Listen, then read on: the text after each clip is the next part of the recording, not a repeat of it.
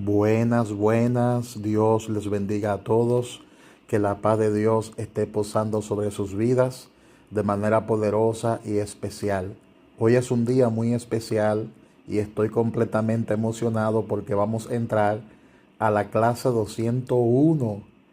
La clase 201. Felicidades a todos y a todas aquellas personas que han completado la anterior clase, que fue la 101, descubriendo la membresía. Y hoy vamos a entrar a la clase 201, que es descubriendo la madurez espiritual. Descubre la madurez espiritual. Y vamos a leer la palabra de Dios en Primera de Timoteo, capítulo 4, su versículo 7. Lo puede ver ahí en pantalla. Primera de Timoteo, capítulo 4, versículo 7. La versión que voy a usar en ese versículo bíblico en particular es la versión Reina Valera. La palabra dice: desecha las fábulas profanas y de viejas, ejercítate para la piedad. Para la piedad. Es de suma importancia que entendamos que esta es la clase 201 y a mí de forma particular me alegra mucho de que usted esté aquí en esta clase. El trasfondo histórico de esta clase es la madurez espiritual y nuestra meta en los próximos 5 años, con Dios mediante, es ser la iglesia espiritualmente más madura de toda esta región. Algunas personas dicen que eso parece ser una declaración arrogante de nuestra parte, y realmente no lo es, porque cada iglesia debe tener esa meta.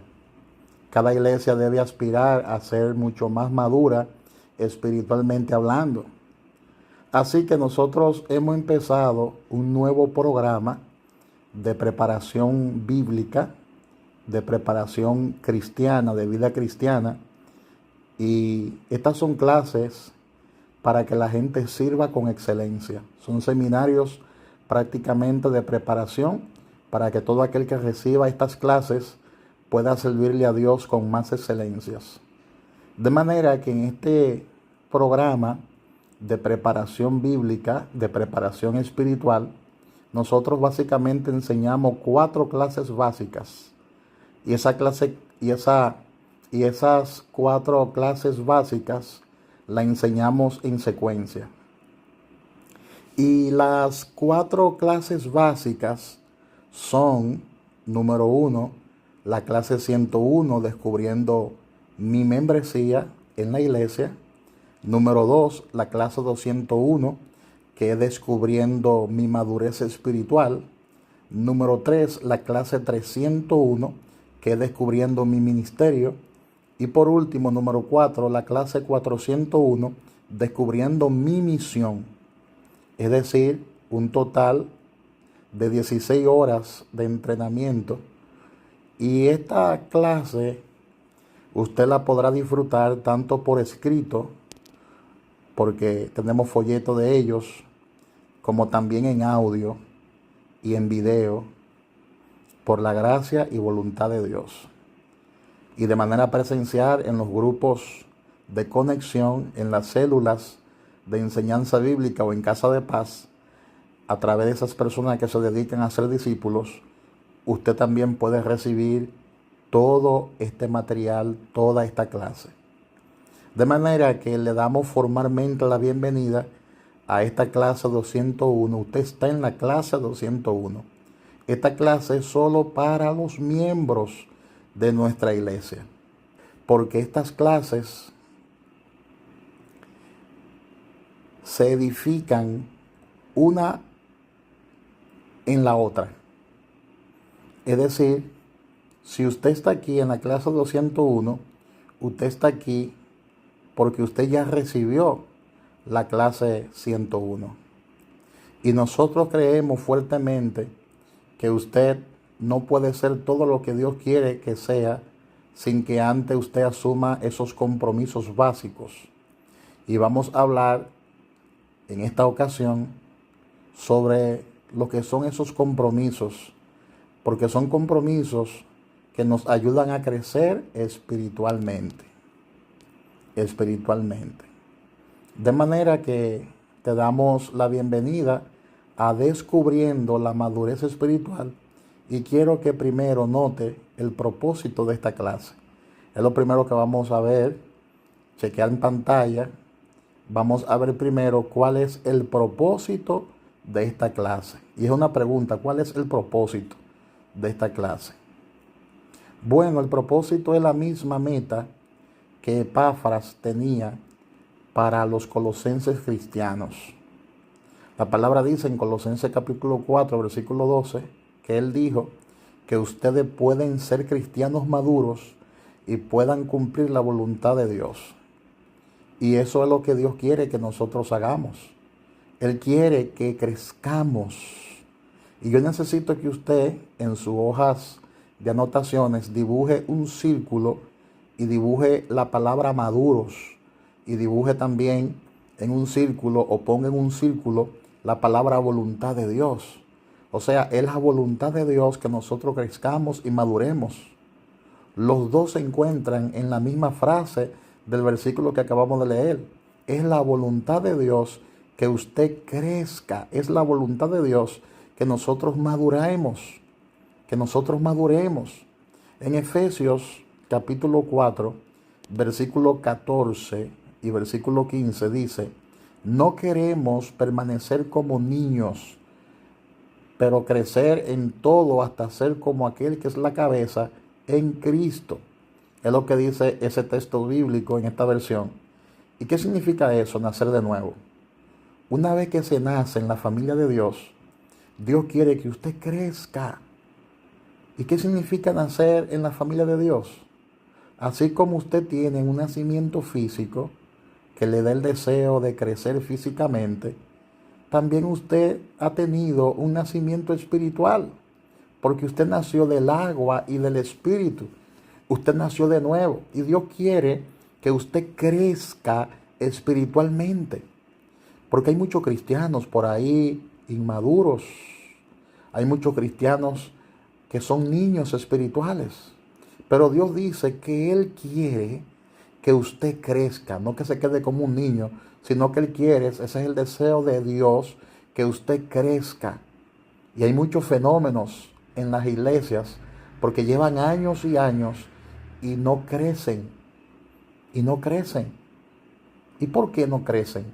Sencillamente porque no quieren aprender lo que la palabra de Dios establece, o porque no quieren cumplir con lo que la palabra de Dios dice. Entonces, ¿cuál es el enfoque de esta clase? Para contestar la siguiente pregunta, ¿cuál es el enfoque de la clase? Vamos a enfocarnos en esta clase en 4 hábitos básicos que cada cristiano necesita desarrollar para alcanzar la madurez espiritual. Esta clase le equipará con las habilidades necesarias para empezar estos hábitos y le explicará las herramientas que necesita para continuar en estos hábitos. Y la otra pregunta que quiero contestarle en el día de hoy es: ¿qué es madurez espiritual? ¿Qué es madurez espiritual? En el libro de Efesios, capítulo 4, versículo 13, el apóstol Pablo aconsejó lo siguiente, y esta es la traducción de Félix que voy a usar. Dice el apóstol Pablo en Efesios 4:13: en la unidad de la fe común y el conocimiento del Hijo de Dios, lleguemos a la madurez real, la medida de desarrollo cuyo significado es la plenitud de Cristo. Este versículo dice que usted puede definir la madurez espiritual en una frase. Y esa frase es: la madurez espiritual es ser como Cristo. Dice ese texto bíblico que la madurez real es la medida de desarrollo cuyo significado se encuentra en la frase la plenitud de Cristo. Cuando nosotros logramos ser como Cristo y aspiramos a tener y a llegar a la plenitud de Cristo, eso es aspirar a ser maduro cada día. Observe que esta ha sido desde el principio la meta de Dios. Desde el principio esa ha sido la meta de Dios. Cuando usted lee Romanos capítulo 8, versículo 29, la palabra dice que desde el mismo principio Dios decidió que aquellos que vinieran a Él deben volverse como su Hijo. O sea, desde el mismo principio del tiempo, antes del jardín de Edén, cuando Dios hizo al hombre, Él dijo, hagamos al hombre a nuestra imagen, conforme a nuestra semejanza. Y desde ese mismo principio del tiempo, escuche bien esto, que estoy bien profundo, desde el mismo principio del tiempo, Dios dijo, quiero hacer al hombre como yo mismo. Eso fue lo que Dios dijo. Dios dijo, quiero hacer al hombre como yo mismo. No para ser dioses, no para que ellos sean dioses, pero para que sean piadosos, para que hagan mi voluntad. No para que sean soberanos como Dios, sino para tener las características piadosas que Dios tiene. Bendito sea el Señor. Entonces, como resultado del pecado, la Biblia dice que esa imagen fue estropeada.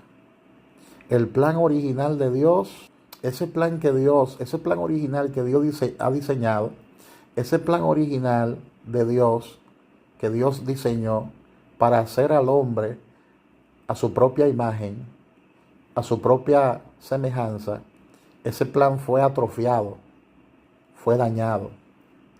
Porque todos sabemos que Adán fue hecho en la imagen de Dios, pero él pecó y esa imagen fue estropeada. Jesucristo vino a la tierra para morir en la cruz y pagar por nuestros pecados. Él vino para restaurarnos. Él vino para liberarnos del yugo del pecado, a fin de que la meta original pudiera cumplirse. Dice aquí que nosotros debemos volvernos como su Hijo. Volvernos como su Hijo. Y eso es de vital importancia que nosotros lo podamos entender. Tenemos que ser como Cristo. Y para ser como Cristo tenemos que ir creciendo, hablando en términos de madurez. Entonces yo quiero que observemos ahora algunos factores sobre nuestra madurez espiritual. Veamos ahora algunos factores sobre madurez espiritual. Número 1, la madurez espiritual no es automática. Es lo número 1. En otras palabras, usted puede ser un cristiano y nunca crecer espiritualmente. Dice el libro de Hebreos, en su capítulo 5, versículo 12 hasta el 13, ustedes han sido cristianos durante mucho tiempo y deberían de estar enseñando a otros, dice esta versión. En cambio, necesitan a alguien para enseñarlos. Es decir, cuando una persona continúa manteniéndose con leche, dice el texto bíblico, muestra que no está muy cercano de la vida cristiana. En otra palabra, todavía es un bebé cristiano. El escritor a los Hebreos, en estos versículos bíblicos, está diciendo que el crecimiento, que la madurez espiritual no es automática, sino que se toma tiempo y es un esfuerzo que hay que hacer. Toma tiempo y esfuerzo. El segundo factor sobre madurez espiritual es que la madurez espiritual es un proceso. Número 1, no es automático, y número 2, es un proceso. Hay que aprender a ser maduro, según Proverbios 8:5. Y la Biblia dice en 2 de Pedro capítulo 3, versículo 18, continúa creciendo en la gracia y el conocimiento de nuestro Salvador Jesucristo. Esto indica un proceso. Toma tiempo. No es instantáneo, porque a veces queremos que la gente cambie de un día para otro crezca de un día para otro o madure de un día para otro. Y no es así. Eso va a tomar tiempo. Eso no es instantáneo. Me supongo que lo que quiero decir cuando empezamos esta clase y ocupamos juntos las próximas horas es que no hay ninguna travesía para el crecimiento espiritual. No hay ninguna píldora instantánea que pudiera darle para tomar hoy y mañana usted va a ser espiritualmente maduro. Eso no existe. La gente, a medida que la vida va avanzando, quiere tomar muchas veces caminos cortos. Y esta no es una carrera de corta duración. Esto es un maratón. Esta no es una carrera de 400 metros. La carrera cristiana no es una carrera de corto alcance. No es una carrera de 400 metros. No, la carrera cristiana es un maratón. Pero la gente siempre prueba caminos más cortos. Algunos, por ejemplo, buscan una experiencia emocional. Por ejemplo, si yo logro esta cierta experiencia, entonces todos mis problemas se resolverán y seré un cristiano maduro. Otras personas dicen, si yo pudiera ir a este seminario y si yo pudiera leer este libro, otros dicen, si yo pudiera escuchar estos audios, otros dicen, si yo pudiera cumplir un cierto juego de reglas, si yo me comporto de esta manera, de esta forma. Otras personas dicen, si yo pudiera cumplir un cierto juego de reglas, entonces podría ser todo lo que Dios quiere que yo sea. Y la gente vive expresándose de esa manera. Pero la Biblia dice que no, que eso no es así, que eso es un proceso continuo. Usted tiene que aprender a ser maduro. Usted tiene que aprender a crecer.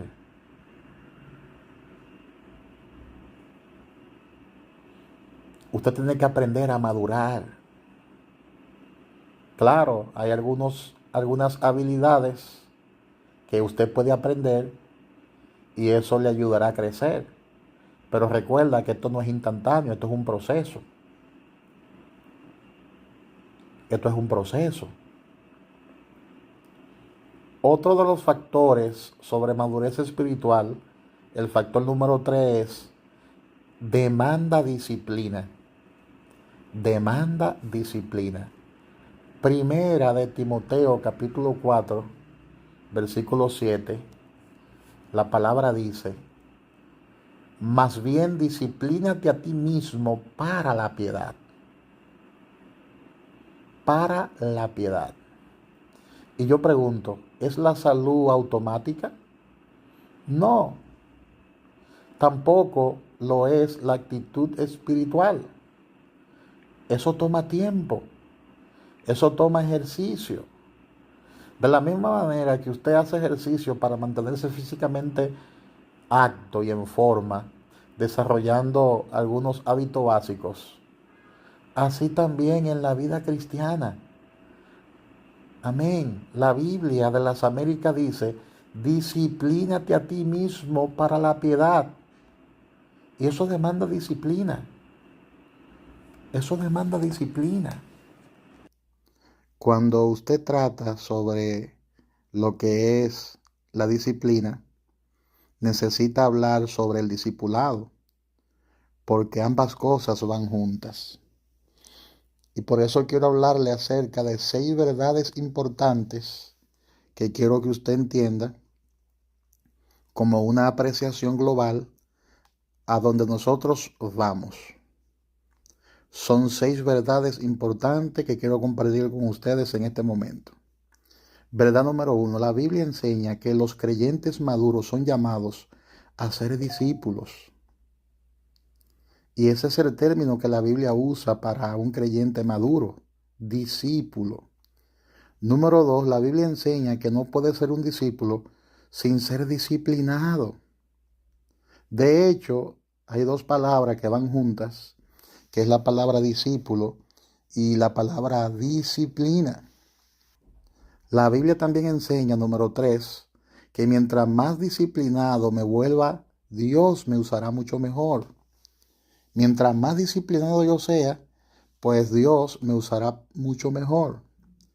Número 4, la marca de un discípulo es cargar la cruz. Y en Lucas capítulo 14, versículo 27, Jesús dijo, el que no carga su cruz y viene en pos de mí, no puede ser mi discípulo. No puede ser mi discípulo. Entonces Dios quiere que llevemos nuestra cruz.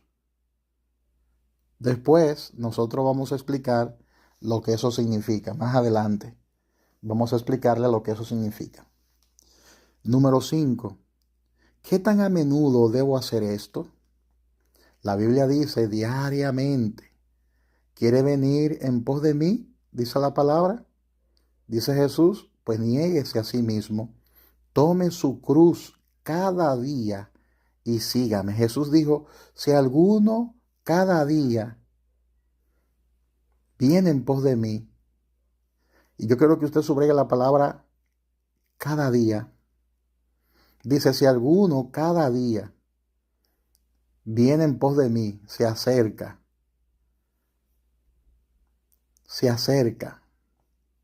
¿Qué significa en un sentido práctico esto? Llevar la cruz. Llevar la cruz significa sustituir tu agenda, tus pretensiones, por la agenda de Dios y por la voluntad de Dios. Darle muerte al ego. Y número 6, ¿qué envuelve cargar la cruz? Es una pregunta.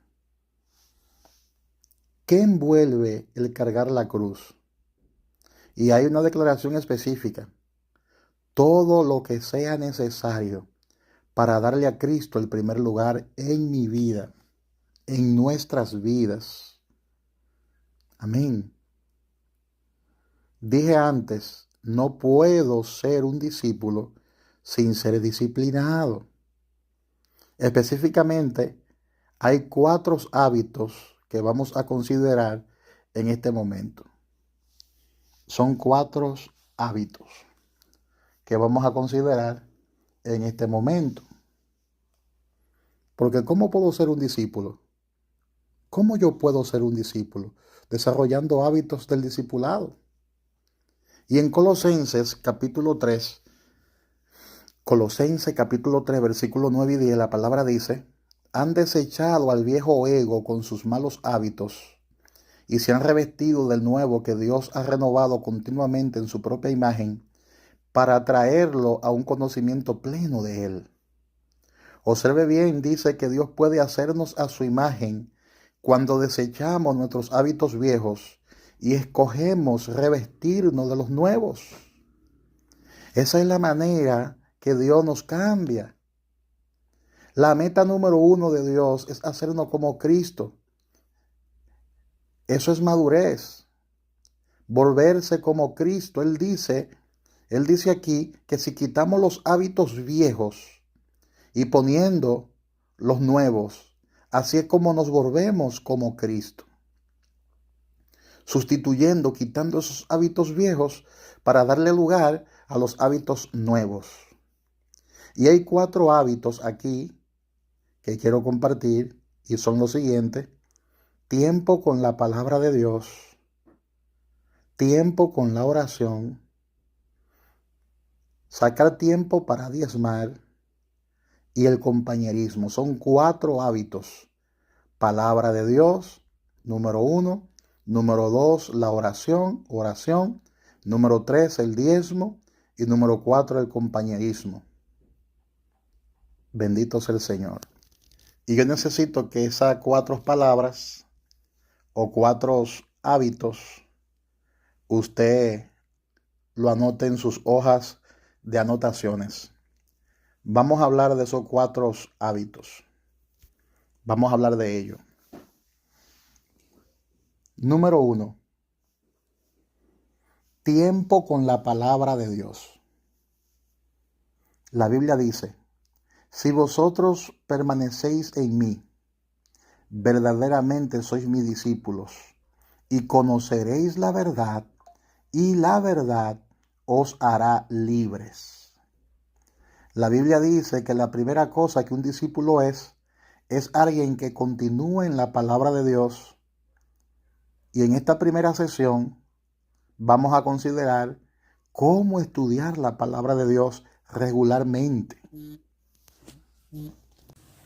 El segundo hábito es la oración. La palabra dice, si permanecen en mí y mis palabras permanecen en ustedes, entonces pedirán algo que desean y lo tendrán. Y lo tendrán. De esta manera serán mis discípulos. La segunda cosa que debemos considerar es el hábito de la oración. Cómo orar eficazmente y cómo lograr respuesta de cada oración. Eso es bien importante. El tercer hábito es el diezmo. El diezmo es el tercer hábito. Jesús dijo, ninguno puede ser mi discípulo a menos que dé el 10% de sus posesiones. ¿Eso es lo que dice? No, no dice eso.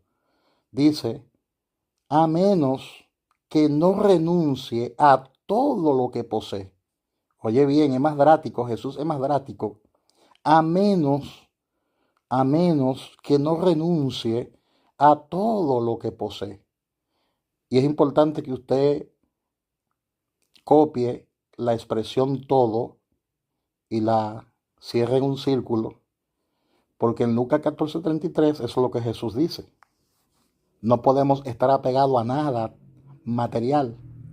Nadie puede ser mis discípulos, dijo Jesús, ninguno puede ser mis discípulos a menos que no renuncie a todo lo que posee. Ahora, ¿cómo se logra el diezmo de esta enseñanza?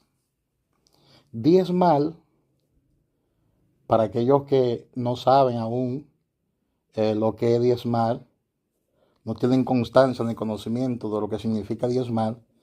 Diezmar simplemente es dar el 10%. Dar el 10%. El diezmar simplemente es la indicación que eso es verdad en nuestras vidas. Si no tengo la voluntad de dar el 10% de lo que gano a Dios, ¿cómo puedo entonces decir que todo lo que yo tengo es de Dios? ¿Cómo yo puedo decir que todo lo que yo tengo se lo he dado a Dios? Si usted no es capaz todavía de separar, por ejemplo, el 10%. Observe lo que la Biblia dice en Deuteronomio 14:23. 14:23. Y esto es simplemente una paráfrasis. El propósito de los diezmos es que aprenda a poner a Dios siempre en primer lugar en tu vida. Es decir, que el propósito de los diezmos es que aprendamos fidelidad. En otras palabras, Dios no necesita nuestro dinero.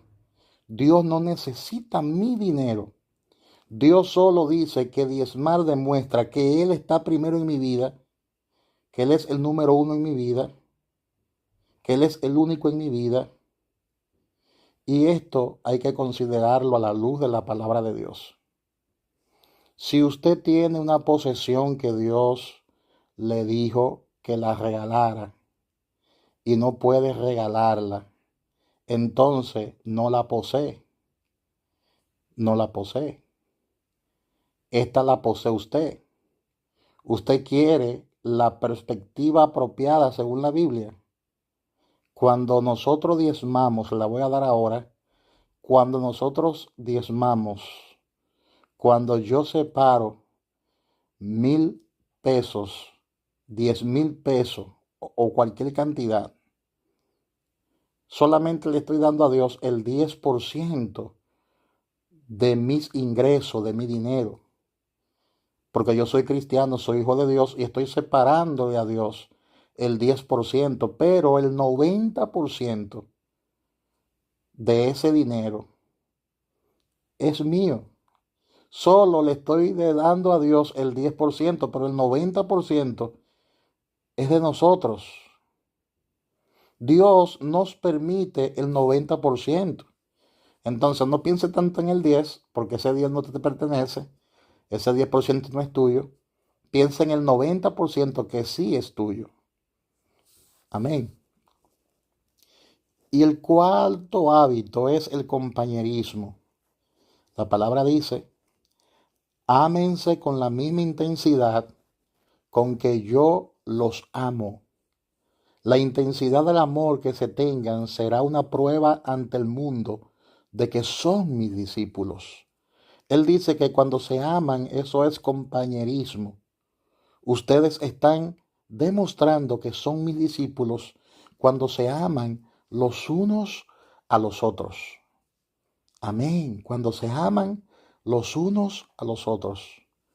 Entonces, hemos ilustrado la relación de estos 4 hábitos, en la que nosotros llamamos la cruz del discípulo. La cruz del discípulo. Observa bien esta imagen en pantalla. Observa bien esta imagen en pantalla. Observe que la oración y la palabra son la parte vertical de la cruz, porque estas tienen que ver con mi relación con Dios.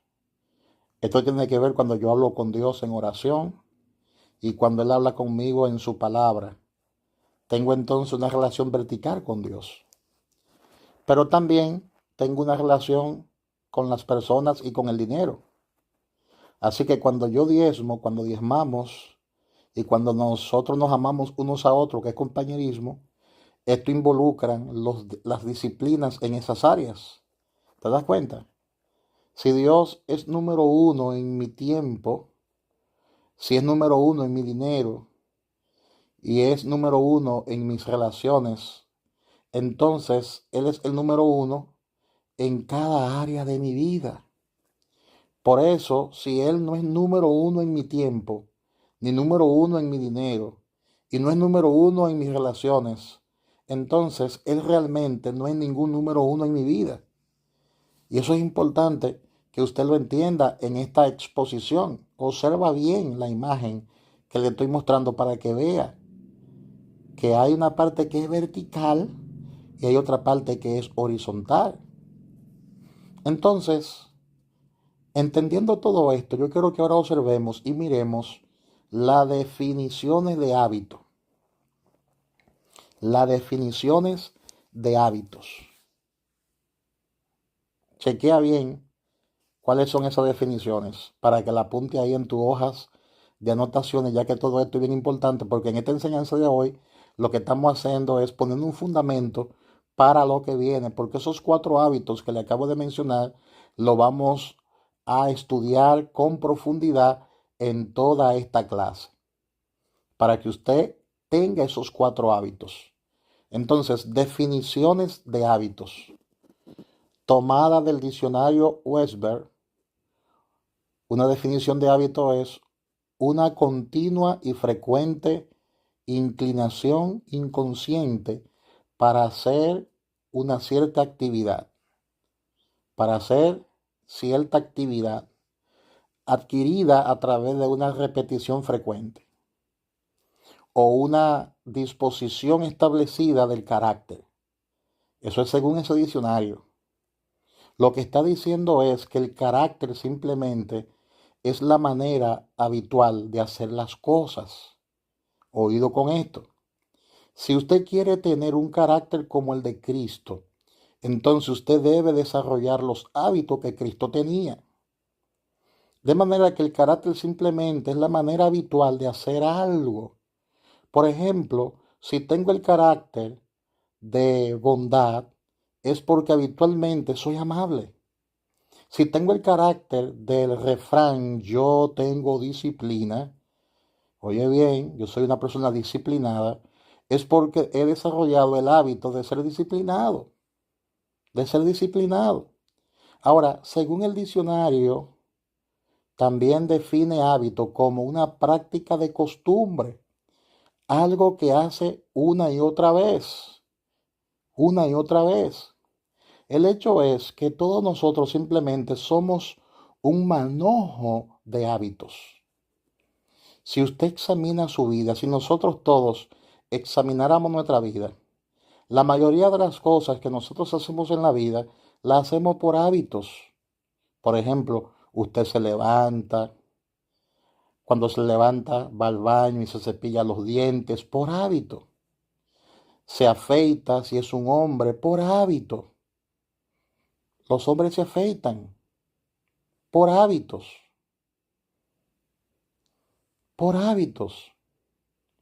Y pudiera apostar que cuando se afeita posiblemente siempre comienza en el mismo lado el 90% del tiempo.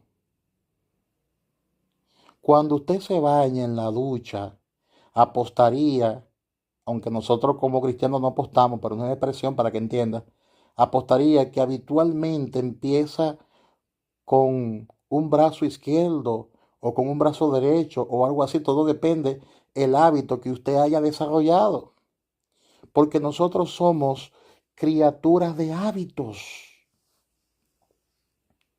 de hábitos. Entonces yo sé que muchos de nosotros estamos de acuerdo en que es más fácil formar hábitos buenos que librarse de los hábitos malos. ¿Es así? ¿Es así? Claro que es así. Yo estoy seguro que nosotros tenemos más hábitos buenos que malos. Lo que pasa es que los malos son más destacables, pero nosotros tenemos más hábitos buenos que malos. La manera en que usted se libra de los hábitos malos es reemplazándolo. Hay que reemplazarlo por los buenos. Vuelvo y repito, la manera en que nosotros nos libramos de los hábitos malos es reemplazándolos. De manera que en esta clase 201 específicamente, nuestra meta es ayudarte a reemplazar algunos hábitos malos y sustituirlo por algunos hábitos buenos que te ayudarán a crecer y convertirte a la imagen y semejanza de Cristo. Porque esa es nuestra meta, que tú alcances la estatura del varón perfecto, porque eso es madurez. Eso es madurez. Que usted crezca a la semejanza de Cristo. Eso es ser maduro, porque cuando hablamos de madurez, no hablamos de perfección, hablamos de crecer en el conocimiento de Dios y alcanzar la estatura del varón perfecto. Amén. De manera que en la próxima sección, en la próxima lección de clase, nosotros estaremos hablando sobre la palabra de nuestro Dios, que es el primer hábito que vamos a comenzar a desarrollar con Dios mediante y en el nombre de Jesús. Así que gracias por participar. Gracias por participar. Esta clase de hoy no fue muy larga porque estamos poniendo simplemente el fundamento. Así que Dios te bendiga, Dios te guarde y nos vemos en la próxima lección. Bendiciones, Pastor Kelvin Figuereo. Muchas, pero muchas bendiciones.